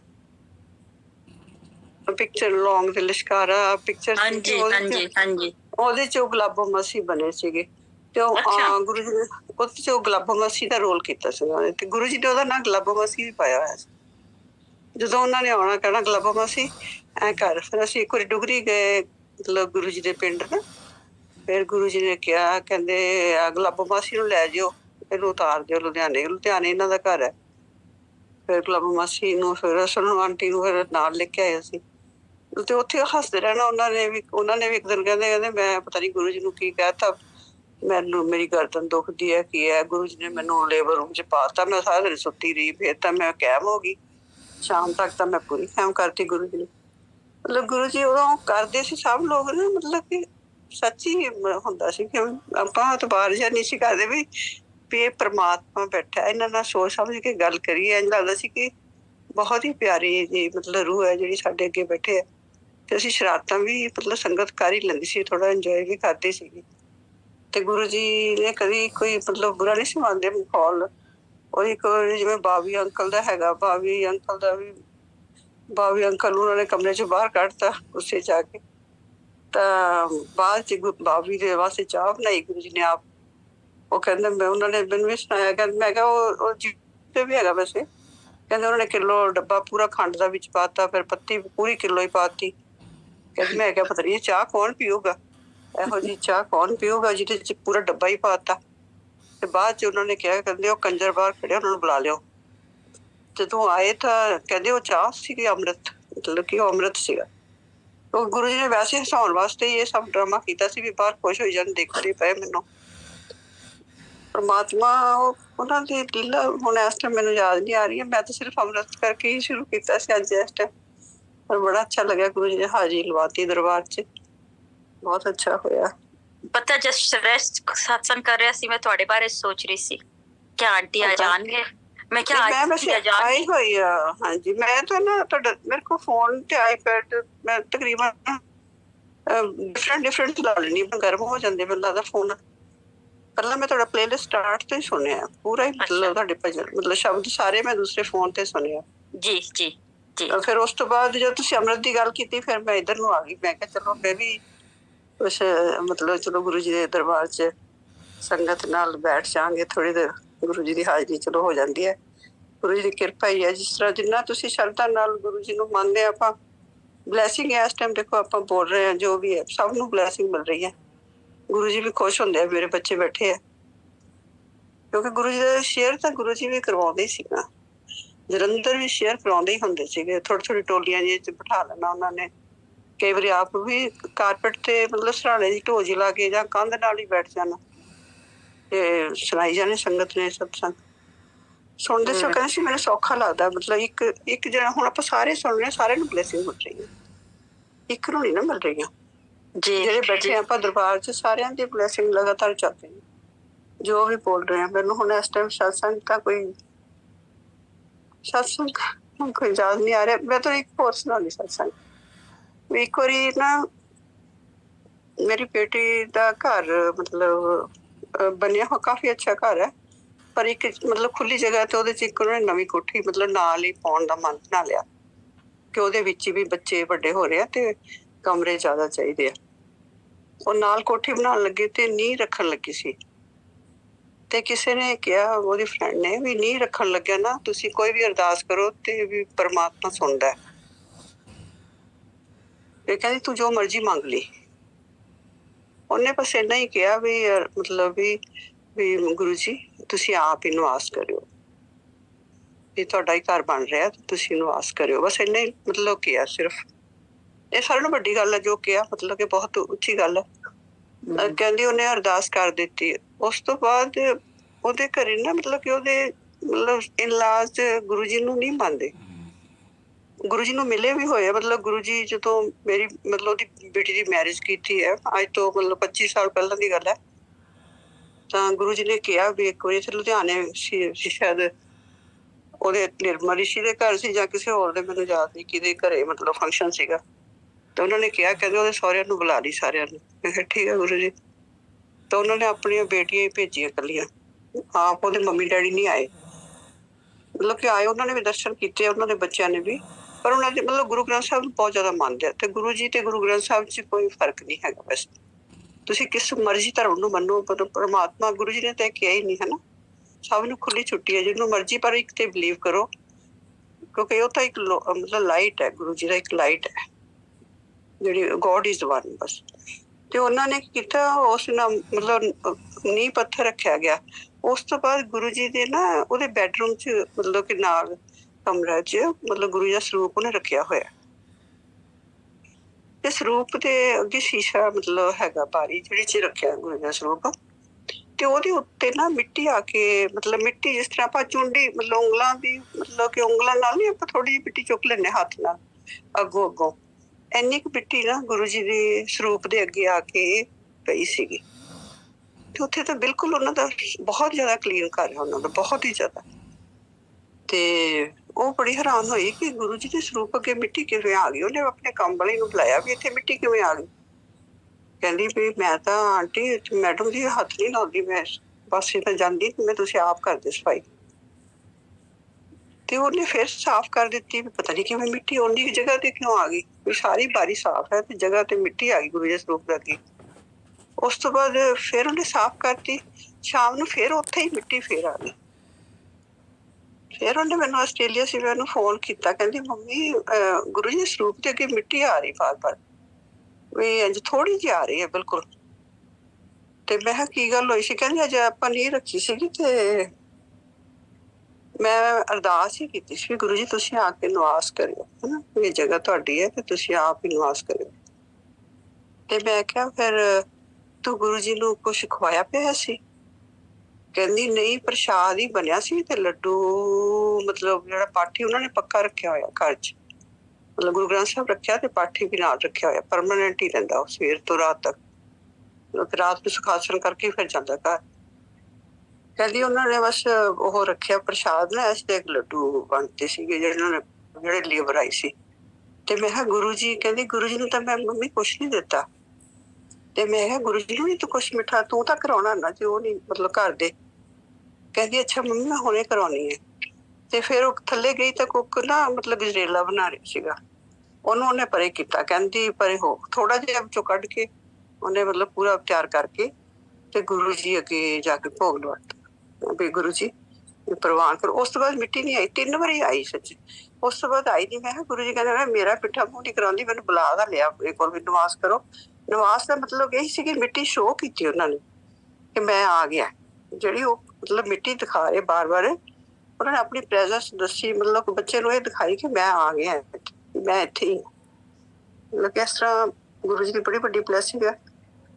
ਤੇ ਉਹਨਾਂ ਨੇ ਆਪਣੀ ਪ੍ਰੈਜ਼ੈਂਸ ਮਤਲਬ ਦੱਸੀ ਕਿ ਜਿਹੜੀ ਮਿੱਟੀ ਬਾਰ-ਬਾਰ ਆਈ, ਫਿਰ ਉਸ ਤੋਂ ਖਾਣ ਤੋਂ ਬਾਅਦ ਨਹੀਂ ਮਿੱਟੀ ਆਈ। ਫਿਰ ਉਸ ਤੋਂ ਬਾਅਦ ਮੈਂ ਕਿਹਾ ਗੁਰੂ ਜੀ ਖੁਸ਼ ਹੋ ਗਏ, ਚਲ ਠੀਕ ਹੈ, ਮੈਨੂੰ ਵੀ ਯਾਦ ਕੀਤਾ। ਕਹਿੰਦੀ ਮੰਮੀ ਮੇਰੇ ਤਾਂ ਦਿਮਾਗ 'ਚ ਆਏ ਜਾਏਗੀ। ਹੁਣ ਉਹ ਇਕੱਲੀ ਭੋਗ ਲਵਾ ਲੈਂਦੀ ਜਦੋਂ ਕੋਈ ਦਿਨ ਵਾਰ ਹੁੰਦਾ। ਕਹਿੰਦੀ ਮੰਮੀ ਮੈਂ ਸਾਰਿਆਂ ਨੂੰ ਨਹੀਂ ਦੱਸਦੀ, ਪਰ ਮੈਂ ਗੁਰੂ ਜੀ ਨੂੰ ਭੋਗ ਲਾ ਦਿੰਦੀ, ਕਿਉਂਕਿ ਉਹਨਾਂ ਨੇ ਇੱਕ ਦਿਨ ਨਾ ਕੀ ਹੋਇਆ, ਥੋੜੇ ਦਿਨ ਦੀ ਗੱਲ ਹੈ, ਉਹਦੀ ਨਾ ਉਸੇ ਬਾਰੀ ਲੱਗੀ ਇੱਕ ਮਤਲਬ ਡ੍ਰੌਪ ਅੰਮ੍ਰਿਤ ਦਾ ਲੱਗ ਗਿਆ, ਇੱਕ ਡ੍ਰੌਪ। ਮਤਲਬ ਉਹਨੇ ਕਿਹਾ ਵੀ ਇਹ ਕਿਵੇਂ, ਇੱਕ ਸਿਰਫ 1 ਡ੍ਰੌਪ ਸੀਗਾ। ਉਹਨੂੰ ਕਿਉਂ ਲੱਗਿਆ ਕਿ ਗੁਰੂ ਜੀ ਦੇ ਸਰੂਪ ਦੇ ਅੱਗੇ ਮਤਲਬ 1 ਡ੍ਰੌਪ ਹੀ ਆ ਸਿਰਫ ਸ਼ੀਸ਼ੇ ਉੱਤੇ। ਉਹਨੇ ਚੁੱਕਿਆ ਤੇ ਜੱਗ ਮਤਲਬ ਪਾਣੀ ਸੀਗਾ, ਉਹ ਗੜਵੀ ਮਤਲਬ ਜਿਹੜੀ ਸੁੱਚੀ ਸੀਗੀ, ਉਹਦੇ ਵਿੱਚ ਉਹਨੇ ਨਾ ਉਹ ਮਤਲਬ ਉਹਦੇ 'ਚ मतलब साफ करके ना ਉਹਦੇ ਵਿੱਚ ਹੀ मतलब मिक्स कर लिया पानी च भी ਇੱਥੇ गुरु जी ਦੇ महाराज ਦੇ ਅੱਗੇ ਹੈ। ਉਹਨੂੰ ਇਹ ਤਾਂ ਨਹੀਂ ਪਤਾ ਵੀ ਅੰਮ੍ਰਿਤ ਹੈ, मतलब ਕਿ ਉਹਦੇ ਦਿਮਾਗ 'ਚ ਕੁਛ ਨਹੀਂ, ਪਰ ਉਹਨੇ ਕਿਹਾ ਗੁਰੂ ਜੀ ਮਹਾਰਾਜ ਦੇ ਅੱਗੇ ਆਇਆ। ਪਹਿਲਾਂ ਉਹਨੇ ਇੱਕ ਵਾਰੀ ਕੀਤਾ, ਉਸ ਤੋਂ ਬਾਅਦ ਫਿਰ ਇੱਕ ਡ੍ਰੌਪ ਫਿਰ ਆ ਗਿਆ, ਫਿਰ ਉਹਨੇ ਉਹ मतलब ਉਹਦੇ 'ਚ ਪਾ ਲਿਆ। ਤੇ ਉਹਦੇ ਹਸਬੈਂਡ ਨੇ ਨਾ ਮੈਡੀਸਨ ਖਾਣੀ ਸੀ ਤੇ ਉਹਨੂੰ ਕਹਿੰਦਾ ਮੈਨੂੰ ਪਾਣੀ ਦੇ। ਜਦੋਂ ਪਾਣੀ ਦਿੱਤੀ ਤਾਂ ਉਹਦੇ 'ਚ ਪੂਰੀ ਫ੍ਰੈਗਰੈਂਸ। ਕਹਿੰਦਾ ਤੇਰੇ ਗੁਰੂ ਦਾ ਪ੍ਰਸ਼ਾਦ ਹੈ, ਕਹਿੰਦਾ ਤੇਰੇ ਗੁਰੂ ਦਾ ਪ੍ਰਸ਼ਾਦ ਹੈ। ਤੇ ਉਹ ਹੱਸ ਪਈ ਵੀ ਇੱਕ ਡ੍ਰੌਪ ਤੋਂ ਉਹ ਫ੍ਰੈਗਰੈਂਸ ਪੂਰੀ मतलब ਜੱਗ 'ਚ ਆ ਗਈ, ਜਿਹੜੀ ਜੱਗ 'ਚ ਪਾਇਆ ਪਾਣੀ। ਉਹ ਕਹਿੰਦਾ ਇਹ ਤੇਰੇ ਗੁਰੂ ਦਾ ਪ੍ਰਸ਼ਾਦ ਦਿੱਤਾ ਤੂੰ ਮੈਨੂੰ? ਕਹਿੰਦੀ ਹਾਂ ਵੀ ਮੇਰੇ ਗੁਰੂ ਜੀ ਦਾ ਹੀ ਹੈ। ਤੇ मतलब ਕਿ ਗੁਰੂ ਜੀ ਇਸ ਤਰ੍ਹਾਂ ਕਈ ਵਾਰੀ ਆਪਣੇ ਜਲ 'ਚੋਂ ਅੰਮ੍ਰਿਤ 'ਚੋਂ ਫ੍ਰੈਗਰੈਂਸ ਦੇ ਕੇ ਆਪਣੀ ਪ੍ਰੈਜ਼ੈਂਸ ਦਿਖਾਉਂਦੇ ਆ। ਇੱਕ ਵਾਰੀ ਹੋਰ ਤਾਂ ਸੁਣਾ ਦੇਣੀ। ਚਲੋ ਇੱਕ ਵਾਰੀ ਨਾ ਮੇਰੇ मतलब ਸਾਨੀ ਲਾਡ ਨਾ ਸਿਰਫ ਸਾਈਨ ਹੀ ਕਰਦਾ ਫੈਕਟਰੀ 'ਚ, ਹੋਰ ਤਾਂ ਉਹਦਾ ਕੋਈ ਕੰਮ ਨਹੀਂ। ਤੇ ਉਹਦਾ ਨਾ ਆਪ ਵੈਸੇ ਗੁਰੂ ਜੀ ਨੂੰ ਨਹੀਂ ਮੰਨਦਾ ਵੀ ਅੰਦਰੋਂ, ਪਰ ਉੱਤੋਂ ਮੰਨਣ ਨੂੰ ਤਿਆਰ ਨਹੀਂ ਹੁੰਦਾ ਮੈਂ ਗੁਰੂ ਗ੍ਰੰਥ ਸਾਹਿਬ ਅੱਗੇ ਮੰਨਣਾ ਹੈ। ਤੇ ਇੱਕ ਦਿਨ ਨਾ ਅੰਗੂਠੇ ਤੇ ਸਾਈਨ ਕਰਨੇ ਸੀ, ਉਹਦਾ ਅੰਗੂਠਾ मतलब ਜ਼ੋਰ ਨਹੀਂ ਸੀ ਪੜ ਰਿਹਾ ਕਿ ਸਾਈਨ ਬਹੁਤ ਜ਼ਿਆਦਾ ਫਾਈਲਾਂ ਸੀਗੇ, मतलब ਕਿ ਜਿੰਨੇ ਵੀ ਆਰਡਰ ਹੁੰਦੇ। ਤੇ ਕਹਿੰਦਾ ਮੈਂ ਕਿਹਾ ਜੈ ਗੁਰੂ ਜੀ ਅੱਜ ਮੇਰੀ ਮਦਦ ਕਰ ਦਿਓ। ਤੇ ਕਹਿੰਦਾ ਮੇਰੇ ਤਾਂ ਕਹਿੰਦਾ ਜਿੰਨੀ ਤੇਰੇ ਗੁਰੂ ਨੇ ਤਾਂ ਅੱਜ ਮੇਰੀ ਬੜੀ ਮਦਦ ਕੀਤੀ। ਮੈਂ ਸ਼ਾਮ ਤੱਕ ਪਤਾ ਨਹੀਂ, ਮੈਂ ਤਾਂ ਸਾਰੀਆਂ ਫਾਈਲਾਂ ਹੀ ਉਹ ਖਤਮ ਹੋ ਗਈਆਂ ਮੇਰੀਆਂ। ਮੇਰਾ ਤਾਂ ਅੰਗੂਠਾ ਬੜਾ ਫਾਸਟ ਚੱਲਣ ਲੱਗ ਪਿਆ। ਤੇ ਫਿਰ ਕਹਿੰਦੀ ਵੀ ਜਦੋਂ ਤੁਹਾਨੂੰ ਲੋੜ ਹੁੰਦੀ ਉਦੋਂ ਤੁਸੀਂ ਮੇਰੇ ਗੁਰੂ ਨੂੰ ਯਾਦ ਕਰ ਲੈਂਦੇ। ਉਹਨੂੰ ਜਦੋਂ ਲੋੜ ਹੁੰਦੀ ਫਿਰ ਤਾਂ ਕਹਿ ਦਿੰਦੇ ਆ ਰੱਖੀ ਮੇਰੇ ਸਰਾਣੇ ਗੁਰੂ ਜੀ ਦਾ ਸਰੂਪ ਰੱਖ ਦੇ, ਅੱਜ ਮੈਨੂੰ ਲੋੜ ਹੈ। ਤੇ ਵੈਸੇ ਕਹੂਗਾ ਨਹੀਂ ਨਹੀਂ ਮੈਂ ਗੁਰੂ ਗ੍ਰੰਥ ਸਾਹਿਬ ਨੂੰ ਮੰਨਦਾ। ਫਿਰ ਉਹ ਕਹਿੰਦੀ ਚੱਲ ਠੀਕ ਹੈ। मतलब गुरु जी ਨੂੰ ਤਾਂ ਪਿਆਰ ਗੁਰੂ ਜੀ ਦੇਖੋ ਜੇ ਮੇਰੀ ਬੇਟੀ ਬਹੁਤ ਮੰਨਦੀ ਹੈ ਤਾਂ ਨੈਚੁਰਲੀ ਉਸ ਪਰਿਵਾਰ ਨੂੰ ਬਲੈਸਿੰਗ ਤਾਂ ਮਿਲਦੀਆਂ ਨੇ, ਠੀਕ ਹੈ ਨਾ। ਚਾਹੇ ਜਵਾਈ मतलब ਸਿੱਧਾ ਨਹੀਂ ਮੰਨਦਾ, ਪਰ ਹੁਣ ਚੰਡੀਗੜ੍ਹ ਨਾ ਇੱਕ ਵਾਰੀ ਤੁਹਾਨੂੰ ਮੈਂ ਛੋਟਾ ਜਿਹਾ ਸ਼ੁਰੂ ਹੀ ਹੋ ਗਏ ਸ਼ਾਇਦ ਚੰਡੀਗੜ੍ਹੋਂ ਕੋਈ मतलब ਕੋਈ ਸੰਗਤ ਨਾ ਮੇਰੇ ਬੇਟੇ ਦੀ ਫੈਕਟਰੀ ਚ ਆਈ ਸਾਨੇ ਲਾ ਦੀ। ਤੇ ਉਹਨਾਂ ਨੂੰ ਕਹਿੰਦੇ ਵੀ ਇੱਕ ਸਰੂਪ ਦੇਗੀ। ਉਹ ਕਹਿੰਦਾ ਵੀ ਮੈਂ ਤਾਂ मतलब ਸਪੈਸ਼ਲ ਕਹਿੰਦਾ ਮੈਂ ਤੁਹਾਡੇ ਵਾਸਤੇ ਹੀ ਆਇਆ ਜੀ। ਤੇ ਗੁਰੂ ਜੀ ਦੀ ਨਾ ਇੱਕ ਡਾਇਰੀ ਹੈ, मतलब ਉਹਦੇ ਚ ਪੂਰੇ ਸਾਲ मतलब ਈਅਰ ਲਿਖੇ ਹੋਏ ਆ। ਤੇ ਗੁਰੂ ਜੀ ਦੇ ਉਨੇ ਸਰੂਪ ਹੈ, ਜਿਵੇਂ ਜਨਵਰੀ ਤੋਂ ਲੈ ਕੇ ਦਸੰਬਰ ਤੱਕ ਨਾ ਪੂਰੇ ਸਰੂਪ ਨਾਲ ਡਿਫਰੈਂਟ ਸਰੂਪ ਹੈ। ਛੋਟੀ ਜਿਹੀ ਹੈ, ਬਿਲਕੁਲ ਬਿਲਕੁਲ ਛੋਟੀ ਜਿਹੀ, ਤੇ ਜਿੱਦਾਂ ਕਿ ਆਪਣਾ ਆਈਪੈਡ ਜਿਸ ਤਰ੍ਹਾਂ ਸਮਝੋ ਇੰਨੀ, ਇਸ ਤੋਂ ਵੀ ਛੋਟੀ। ਤੇ ਉਹ ਨਾ ਸ਼ਾਮ ਨੂੰ ਮੇਰੇ ਘਰ ਆਇਆ, ਕਹਿੰਦਾ ਮੰਮਾ ਪਿੱਛੇ ਰੱਖ ਕੇ ਕਹਿੰਦਾ ਮੰਮਾ ਮੈਂ ਤੁਹਾਡੇ ਲਈ ਗਿਫਟ ਲਿਆਇਆ, ਬੋਲੋ ਕੀ ਹੈ। ਮੈਂ ਕਿਹਾ ਉਹ ਕਦੀ ਨਹੀਂ ਮੇਰੇ ਲਈ ਗਿਫਟ ਲਿਆਉਂਦੇ ਵੈਸੇ। ਮੈਂ ਕਿਹਾ ਜੇ ਤੁਸੀਂ ਲੈ ਕੇ ਆਏ ਤਾਂ ਗੁਰੂ ਜੀ ਮੇਰੇ ਲੈ ਕੇ ਆਏ ਹੋਗੇ। ਤੇ ਕਹਿੰਦਾ ਹਾਂ ਮੰਮਾ ਗੁਰੂ ਜੀ ਹੀ ਹੈ। ਦੇਖੋ ਡੈਰੀ ਮੈਨੂੰ ਗੁਰੂ ਜੀ ਸਪੈਸ਼ਲ ਦੀਵਾਲੀ ਦੇ ਉੱਤੇ मतलब ਦੇ ਕੇ ਗਿਆ ਸੀਗਾ। ਦੀਵਾਲੀ ਤੇ ਗਿਫਟ ਮਿਲਿਆ ਜਿਹਦੇ ਚ ਨਾ ਈਅਰ ਲਿਖਿਆ ਹੀ ਨਹੀਂ ਹੋਇਆ। ਬੜੀ ਸਪੈਸ਼ਲ ਬਲੈਸਿੰਗ ਹੈ ਗੁਰੂ ਜੀ ਨੇ ਭੇਜੀ, ਜਿਹਦੇ ਚ ਕੋਈ ਈਅਰ ਨਹੀਂ ਹੈਗਾ, ਸਿਰਫ ਫੋਟੋ ਨੇ ਤੇ ਜਨਵਰੀ ਤੋਂ ਦਸੰਬਰ ਤੱਕ ਤੇ ਦੇਣਾ। मतलब ਕਿ ਲੌਂਗ ਲਾਈਫ ਹੈ, ਜਿੰਦਰ ਮਰਜ਼ੀ ਰੱਖੋ। ਬਹੁਤ ਪਿਆਰੀ ਡੈਰੀ ਹੈ ਉਹ, ਮੈਨੂੰ ਸਪੈਸ਼ਲ मतलब ਮਿਲੀ ਉਹ। ਗੁਰੂ ਜੀ ਦਾ ਸ਼ੁਕਰਾਨਾ, ਸੱਚੇ ਪਾਤਸ਼ਾਹ ਦਾ ਬਹੁਤ ਬਹੁਤ। ਸਤਸੰਗ ਸ਼ੁਰੂ ਹੋ ਗਏ ਮੇਰੇ, ਲੱਗਦਾ ਦਿਮਾਗ ਚ ਘੁੰਮਣ ਲੱਗ ਗਿਆ। ਗੁਰੂ ਜੀ ਪਾਈ ਜਾ ਰਹੇ ਨੇ ਔਰ ਤੁਸੀਂ ਕਰੀ ਜਾਓ, ਹੈ ਨਾ। ਹੁਣ ਤਾਂ ਮੈਨੂੰ ਲੱਗਦਾ ਫਟਾਫਟ ਹੀ ਆ ਰਹੇ ਆ ਇੱਕਦਮ, ਪਤਾ ਨਹੀਂ ਕਿੱਥੋਂ ਫਲੋ ਆ ਗਿਆ। ਮੈਂ ਕਹਿ ਰਿਹਾ ਮੈਂ ਤੁਹਾਨੂੰ ਯਾਦ ਕਰ ਰਹੀ ਸੀ ਅੱਜ। ਚਲੋ ਅੱਜ ਗੁਰੂ ਜੀ ਦੇ ਸਨਾਤ ਤੇ ਨਹੀਂ ਬੜੇ ਫਿਰ ਅੱਗੋਂ ਸਹੀ। ਬਿਊਟੀਫੁਲ। ਜੈ ਗੁਰੂ ਜੀ, ਜੈ ਗੁਰੂ, ਜੈ ਗੁਰੂ। ਜੈ ਗੁਰੂ ਜੀ ਆਂਟੀ, ਬਿਊਟੀਫੁਲ, ਬਹੁਤ ਸੋਹਣੇ, ਬਹੁਤ ਹੀ ਸੋਹਣੇ, ਬਹੁਤ ਹੀ ਸੋਹਣੇ ਸਤਸੰਗ। ਜੈ ਗੁਰੂ ਜੀ, ਜੈ ਗੁਰੂ ਜੀ।